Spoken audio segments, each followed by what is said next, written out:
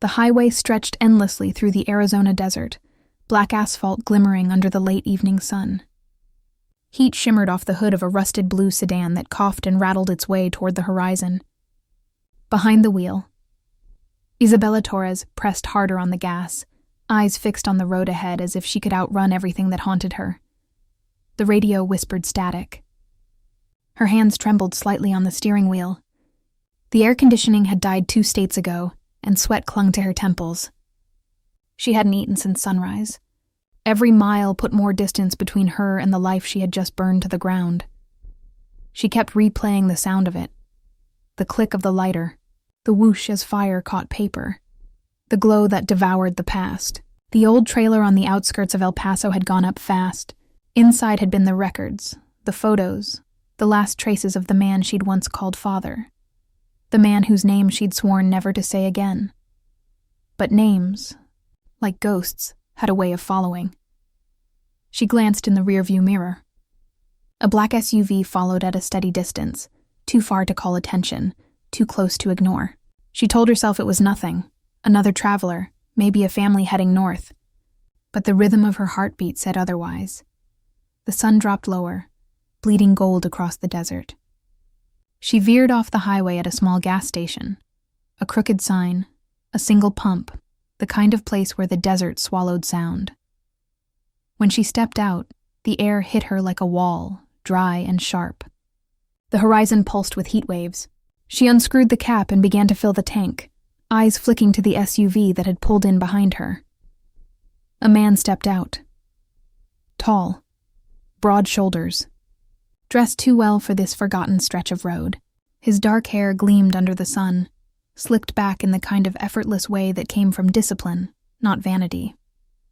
He wore no jewelry, no emblem, just a black shirt rolled at the sleeves and a watch that looked military. He leaned against his car, lighting a cigarette. Smoke curled upward, soft and slow. His eyes found hers across the lot. Isabella froze. Something in the way he looked at her, measured, certain, told her he wasn't just another stranger. He flicked ash to the ground and spoke first. "You've been driving for 12 hours, he said, voice low, rough with a Spanish accent. "You should rest before the desert eats you alive." She forced a laugh that didn't sound like her. "You keeping track of my mileage?" He smiled slightly, but it didn't reach his eyes. "Only when it crosses into my territory." She capped the tank, heart hammering. "I don't know what you're talking about." He took a slow drag, the smoke catching the dying sunlight. "You crossed the Sonoran border an hour ago. That makes you a guest in my house." "I didn't realize the desert belonged to anyone." "It doesn't," he said, crushing the cigarette under his boot. "But the people who move through it do." Her throat went dry. "I'm not one of your people." He stepped closer, the space between them shrinking with every word. She could smell him now, cologne and gunpowder, danger wrapped in restraint. "Maybe not yet," he said. She backed away, bumping against the car door. "I just needed gas. You needed more than that." He looked her over, not like a man admiring, but like one assessing. "You needed to disappear." Her voice caught. "Who are you?" He held her gaze. "They call me Luciano Vargas." The name rippled through her like a drop of oil on water. She'd heard it before. Once, whispered over a phone line by the man she'd fled. A name used to scare people into silence. The name of a cartel lord who'd made peace with no one and enemies of everyone. Her pulse spiked. "If this is about my father," Luciano's brow lifted slightly. "So you do know who he was." She froze, realizing too late that she'd said too much. He took another step toward her, voice quiet but edged like a blade. "I know everything that moves across my border. Names, faces, debts. Your father owed me something he never paid." Her stomach dropped. "I have nothing to do with him." He studied her for a long moment. "No," he said finally. "You don't. That's why you're still alive." The wind shifted, hot and dry. Somewhere in the distance, thunder rolled, a storm building over the horizon. Luciano reached into his pocket, pulled out a keycard, and held it out to her. "There's a motel 5 miles west. Room 7. Take it." She stared at the card, suspicion and exhaustion warring in her eyes. "Why?" because whoever's been following you won't stop at the gas station." She turned sharply toward the road and her heart stopped. The black sedan that had trailed her since the state line was pulling in now, slow and silent. Luciano's eyes flicked past her, and in that instant, the softness vanished.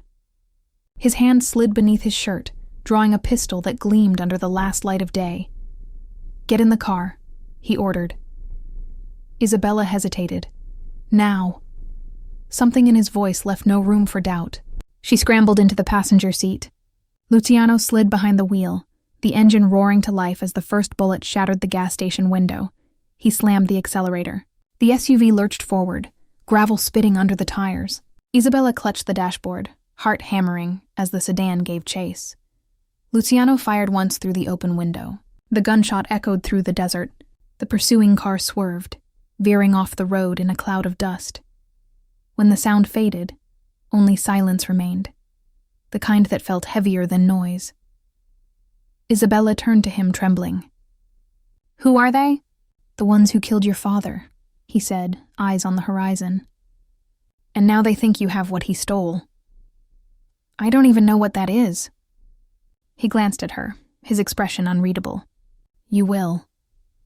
They drove for miles without speaking, the desert stretching endless and gold around them. The wind smelled of rain, but it never came. When they finally stopped, it was outside a small adobe house hidden behind a stand of mesquite trees. He killed the engine and turned to her. "You're safe here for the night," he said. "But after that, you'll have to decide whether to keep running or face what's chasing you." She stared at him. "Why are you helping me?" He smiled faintly, though his eyes stayed dark. "Maybe because I remember what it feels like to run." He opened the door and stepped out into the cooling air. The sun dipped below the ridge, painting the sky blood red. Isabella watched him walk away, the weight of his words sinking deep into her chest. She wanted to believe she was still free, that she hadn't traded one danger for another. But when he turned back once, just once, and their eyes met across the dusk, something inside her shifted. Maybe freedom wasn't what she needed anymore. Maybe for the first time in her life, she needed to stop running. And as the desert wind rose, whispering through the trees, Isabella realized that whatever waited for her in this man's world, truth, betrayal, love, or ruin, had already begun the moment she looked into his eyes. The sun was barely rising when Isabella opened her eyes. The room was small and quiet, the air heavy with the faint scent of tobacco and rain-damp wood. A shaft of light filtered through the blinds, slicing the darkness into soft amber lines that striped her skin. For a few seconds she forgot where she was. Then she heard footsteps outside, measured, deliberate, and memory rushed back like the echo of a gunshot. Luciano Vargas. The desert, the chase, her father's name hanging between them like a curse. She sat up slowly, muscles aching from tension and exhaustion. A small tray sat on the nightstand, coffee, black as midnight, and a folded note. Her name written across it in sharp handwriting, "Eat. We move in an hour." Lunchy stared at the note, feeling an irrational pulse of anger. He spoke in orders, always in orders, as if saving her life had made her his responsibility.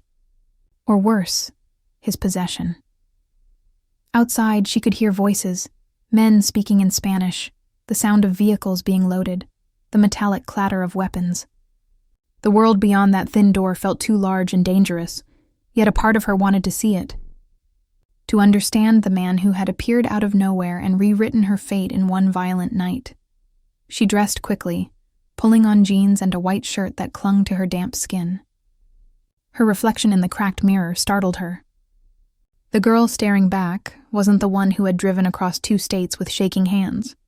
Her eyes had changed, sharper, harder. When she stepped outside, the desert was glowing. The rain had left the earth breathing, steam rising from the sand, the smell of mesquite thick in the air.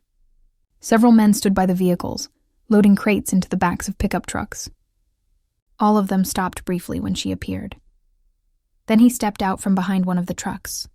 Luciano Vargas, dressed in a white linen shirt rolled at the sleeves, dark pants and boots still dusted with sand. His hair was damp, a few strands falling over his brow. He looked as if he had been awake for days, yet there was no fatigue in his movements, only precision. He glanced at her once, then back to the men. Váyanse. Regresen en la noche. They nodded and left without question. The engines roared to life and faded into the horizon. The silence that followed was thick enough to taste. Luciano turned back to her. You slept? She crossed her arms. Barely. Then you'll need coffee. We have a long day. I'm not going anywhere with you. He studied her for a moment and then, unexpectedly, he smiled. You said that last night, and yet here you are. She hated how calm he was, how he carried control like a second skin. You said I was safe here? You are. But safety doesn't last long in my world.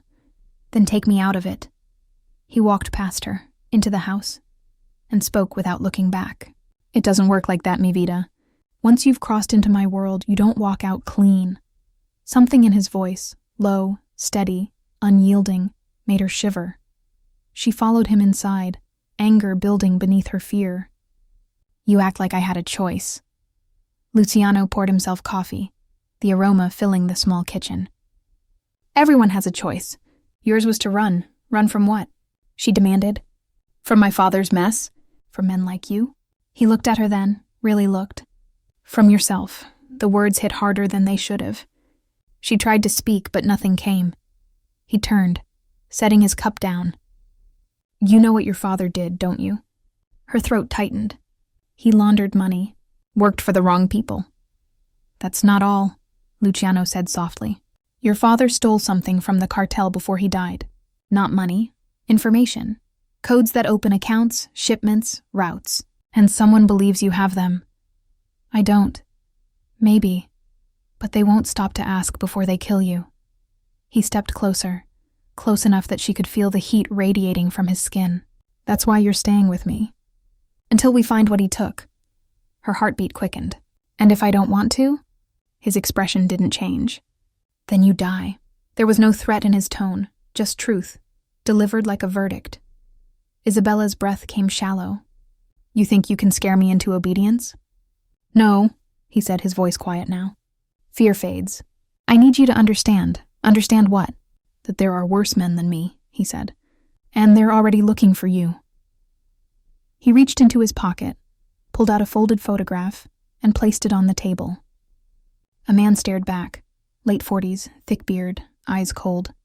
The name scrawled on the back read, Rafael Dominguez. He was your father's partner, Luciano said. Now he runs what's left of the old operation. He thinks you're the key to finishing what your father started. Isabella pushed the photo back toward him. Then kill him, Luciano's jaw tightened. If only it were that simple. Everything seems simple for you. He gave a faint, humorless smile. That's what people say before they end up dead.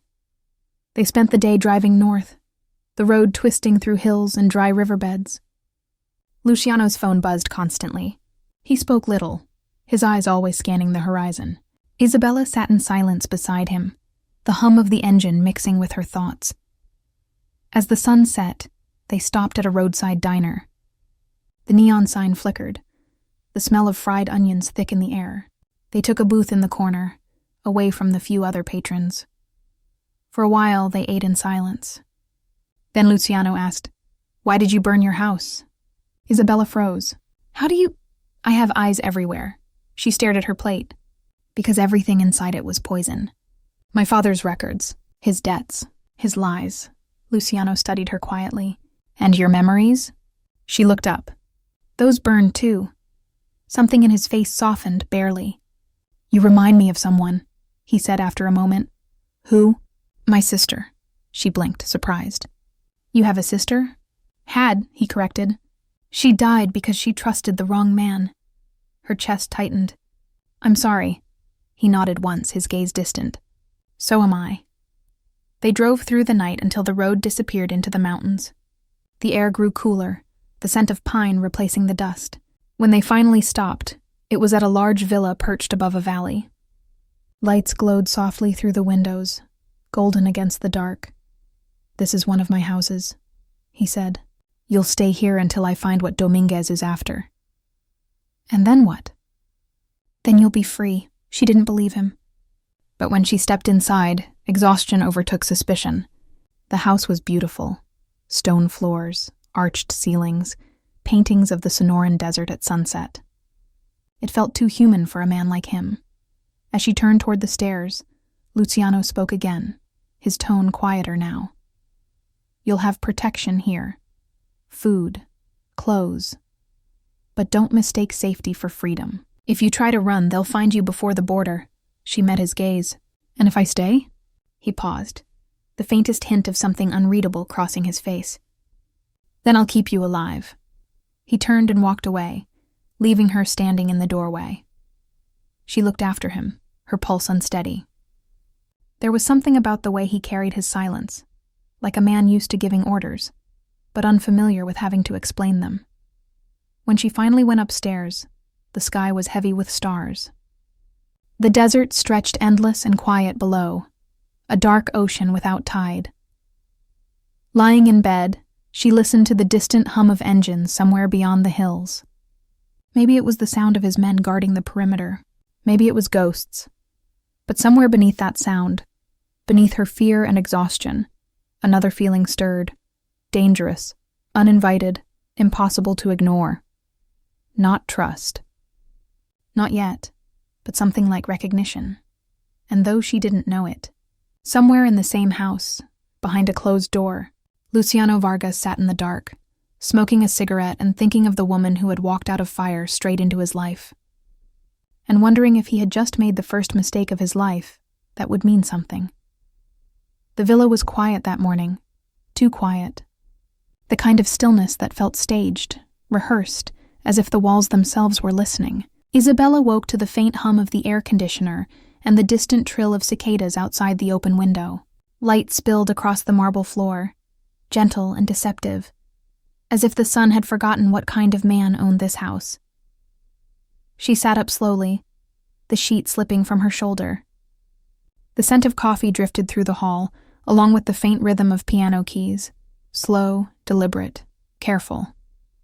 She followed the sound, barefoot, her footsteps echoing softly.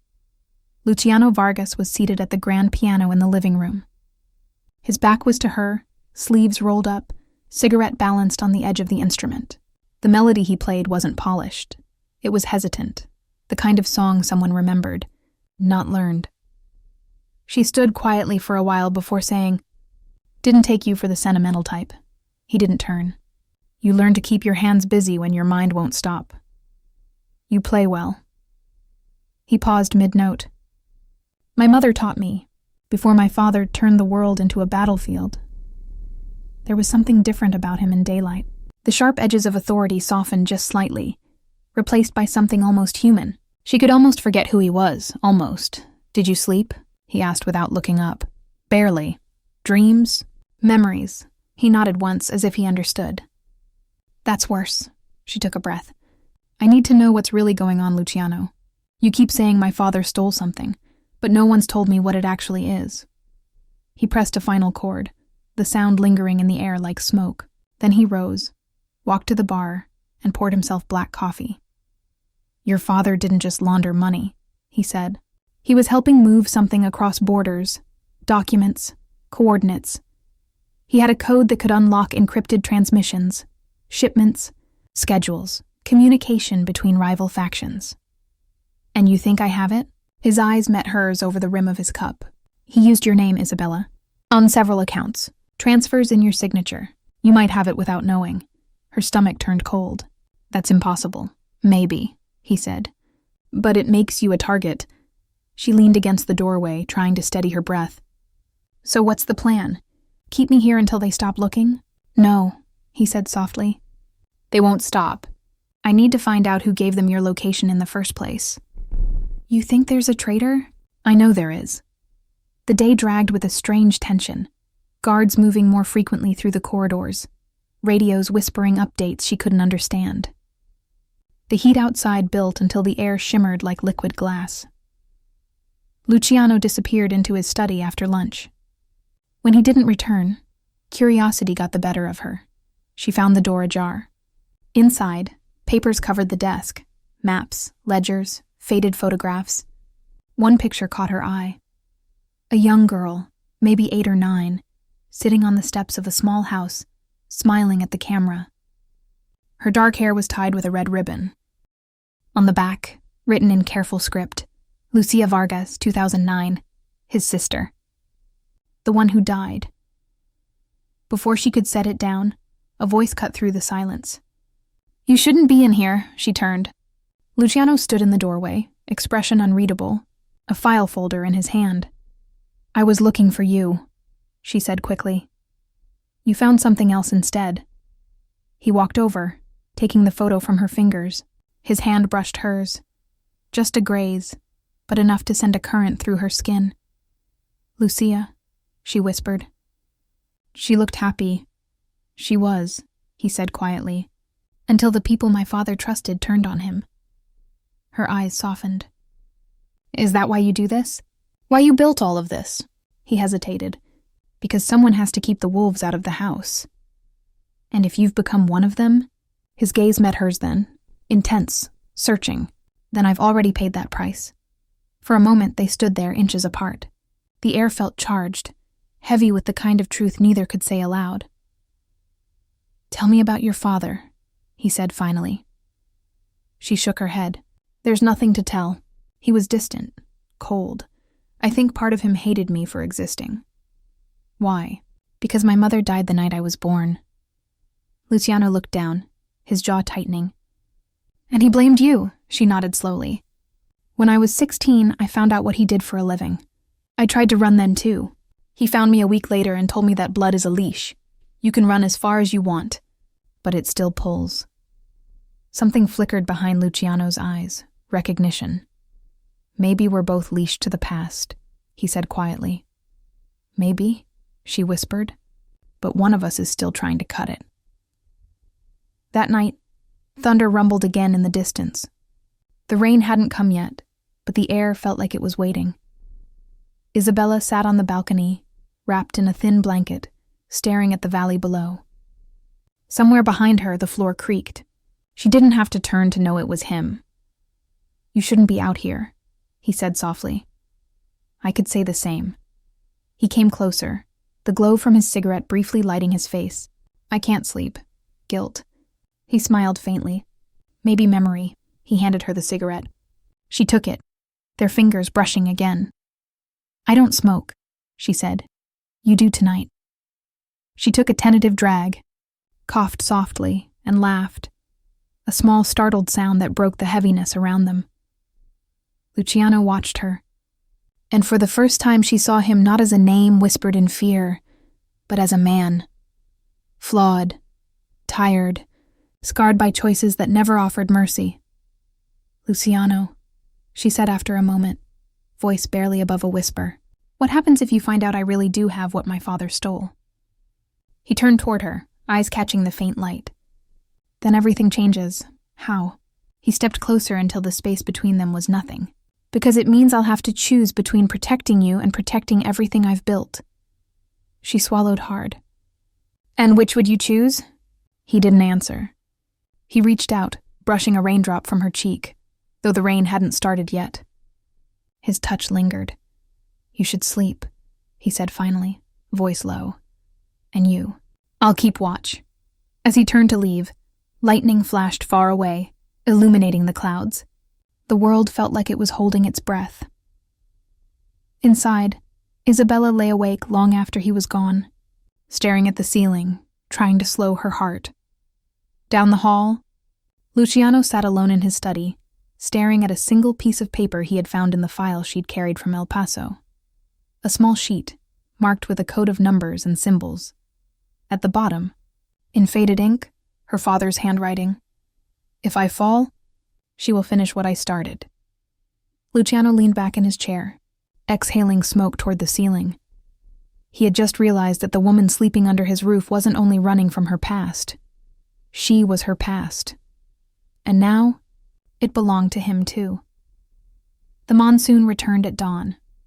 Rain pressed against the villa in relentless waves, turning the dirt paths into rivers of red clay. Thunder rolled through the mountains, deep and low, shaking the windows. The air inside felt heavy, metallic, like the moment before a wound begins to bleed. Luciano hadn't slept. He stood by the wide glass doors, cigarette burning down between his fingers, watching the storm flood the valley. Behind him, Isabella sat at the kitchen table, untouched coffee growing cold beside her hand. They hadn't spoken since last night. Since the discovery of the note, her father's words linking her fate to whatever secret was hidden in those coded numbers.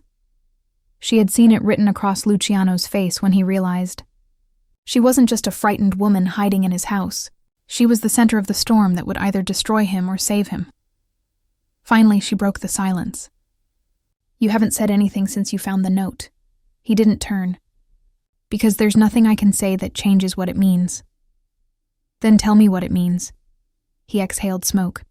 "It means your father wanted you to finish what he started, either by bringing his enemies down or taking his place." Her stomach twisted. "That's insane. I don't even understand what half of those numbers mean." "You don't have to," he said quietly. "Someone else already does." He turned toward her then, eyes dark and tired. "Dominguez knows you're alive. He knows what you're carrying." She froze.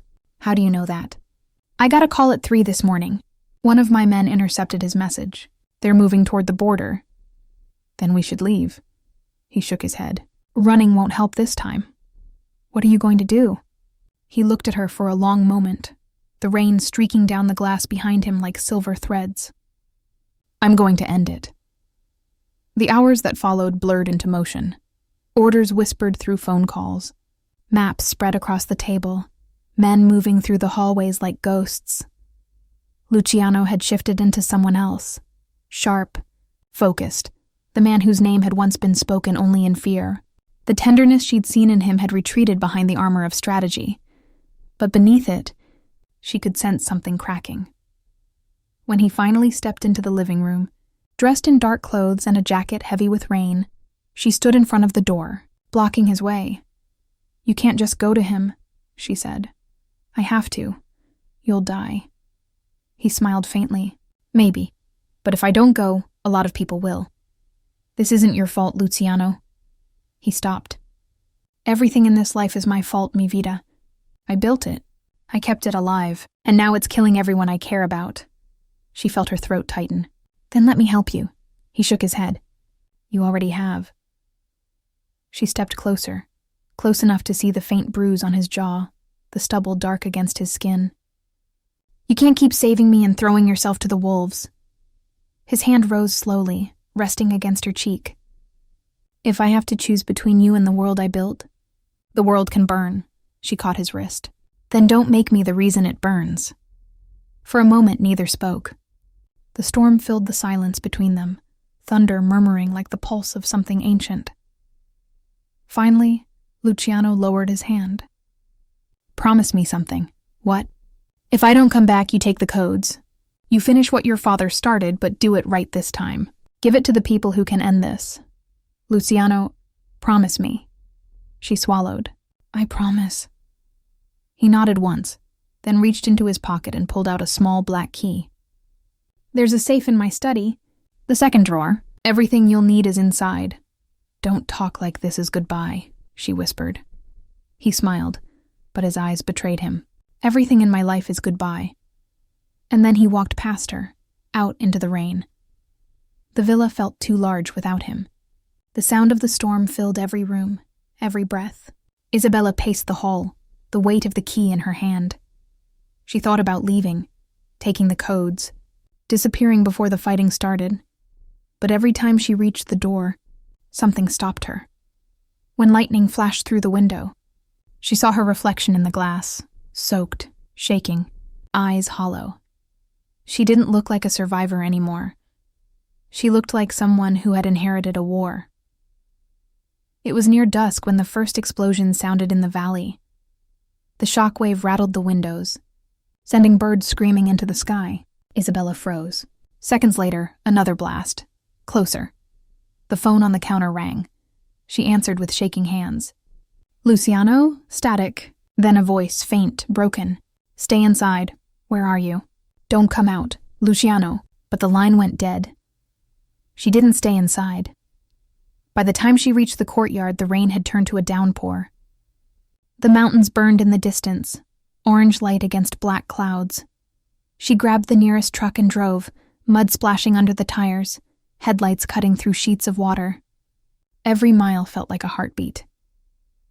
When she reached the ridge overlooking the valley, she saw them, figures moving near a burned-out vehicle. And there, half collapsed against the hood, Luciano. She ran to him, sliding to her knees in the mud. "Luciano!" He looked up, blood streaking his face, one arm pressed to his side. "You shouldn't have come." "You said that last time," she said, tears mixing with rain. He tried to smile. "You never listen." "Come on," she whispered, trying to pull him up. "We can still get out of here." He shook his head weakly. "It's over." "No, not yet." He caught her hand, holding it tight. "Listen to me. The codes, don't give them to anyone who says they can fix things. They'll use them. The only way to end this is to destroy them." She was crying now. "I can't." "You can," he said softly. "You're stronger than he ever was." The words hit her like a wound. "Please, don't leave me," he smiled faintly. "I told you once you were running from your past." His voice was barely a whisper now. "Maybe now you can finally stop." Then his hand slipped from hers. The world went quiet. It took 3 days for the fire to stop burning in the valley. When it did, Isabella returned to the villa. The key was still in her pocket. The safe was still in his study. Inside, the codes, hundreds of them, neatly arranged in envelopes. She stared at them for a long time before carrying them to the balcony. The storm had passed, the sky clear and cold. One by one, she lit each page with a match. The flames curled upward, devouring the ink, the paper, the names that had chained her family to blood. When the last ember died, she whispered his name once into the night. Then she turned away from the smoke, the valley stretching endless and golden beyond the dawn. For the first time, she wasn't running. She was free, or maybe just learning what freedom costs. And somewhere deep in her chest, she carried a truth that would never burn away. That even in a world built on ruin, someone had once looked at her and seen something worth saving. The desert was quiet again. Months had passed since the fire in the valley, and the rains had come and gone, leaving behind a land washed clean, green shoots pushing through the cracked earth, birds returning to the places they had once fled. The storms had carved new rivers through the red clay, reshaping everything, as if nature itself had chosen to start over. Isabella Torres stood at the edge of that valley, the wind tugging at her hair, her boots sunk halfway into the soft ground. The air smelled of creosote and wild sage. She could still see the faint black scars in the soil where the explosions had burned the earth, but even those wounds were fading now, blurred by new growth. She carried a small box in her hands, simple, wooden, no lock. Inside it were the last things she owned that tied her to the past: her father's wedding band, the photograph of Luciano's sister she had found in his study, and a folded scrap of paper with the last words he had ever written to her. "If you make it out, don't look back. The world doesn't need another ghost." She knelt by a lone mesquite tree and buried the box beneath its roots. The ground was soft from last night's rain, easy to dig. When she was done, she pressed her palms to the damp soil, eyes closed, whispering something she wasn't sure was prayer or goodbye. "Rest," she said softly.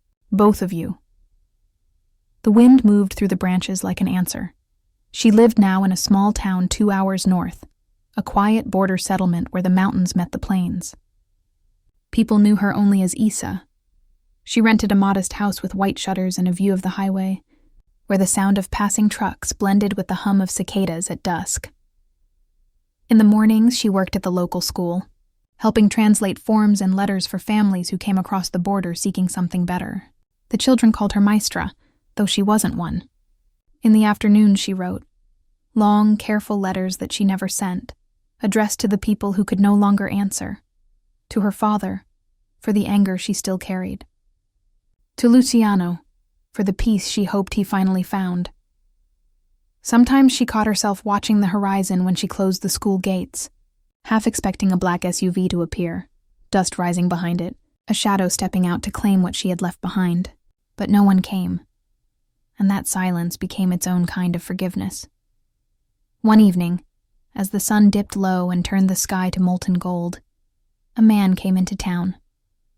Not dangerous looking, just tired, carrying a weathered satchel and a limp that suggested old wounds. He stopped outside the school as she was locking the door.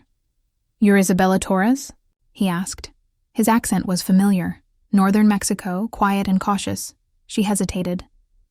"Who's asking?" He opened the satchel and handed her a small envelope. No return address, no seal. Just her name written in careful, deliberate handwriting she hadn't seen in months. Her breath caught. She tore it open. Inside was a single page folded twice. The writing was unmistakable, elegant, spare. "I told you everything in my life was goodbye. I was wrong. Sometimes goodbye is just another word for beginning." Her knees went weak. She read the lines again and again, as if they might change meaning. "Where did you get this?" she asked, her voice trembling. The man shrugged. "A friend. Said to make sure it reached you when the world was quiet again. Do you know where he is?" The man shook his head. "Alive, maybe. Or maybe not.